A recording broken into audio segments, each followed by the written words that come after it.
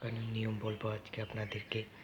কীভাবে দেখেন, আমরা কাঁচা আতা, এটা পুরোই কাঁচা, চাপ দিলে ডাবে না, গাছ থেকে ছিঁড়িয়ে এনেছি। তো এটাকে আজকে কীভাবে পাকানো যায় সেটা আপনাদেরকে বলবো। তো এইটা হচ্ছে চালের ভিতরে দিয়ে দেবেন, তাহলে সবচেয়ে ভালো হয় আতা পাকানোর জন্য। চালের ভিতরে দিলে পেকে যায়, বতি আতা দেখে পারবেন, তাহলে চালের ভিতরে দিলে পেকে যাবে আতাগুলো।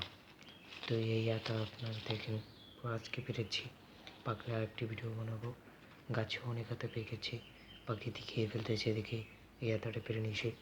যে কথা না বললে নয়, যারা আমাদের চ্যানেলে নতুন অবশ্যই চ্যানেলটিকে সাবস্ক্রাইব করে পাশে থেকে বেল আইকনটি বাজিয়ে দেবেন, যাতে সর্বপ্রথম যে কোনো ভিডিও ছাড়ার সঙ্গে আপনার কাছে পৌঁছে যায়। অবশ্যই লাইক দিবেন, শেয়ার করবেন, কমেন্ট করবেন। আপনারা ভিডিও দেখে চলে যান, অবশ্যই সাবস্ক্রাইব করবেন। তো আমাদের পাশে থাকার জন্য আপনাকে ধন্যবাদ। আজকে এই পর্যন্তই।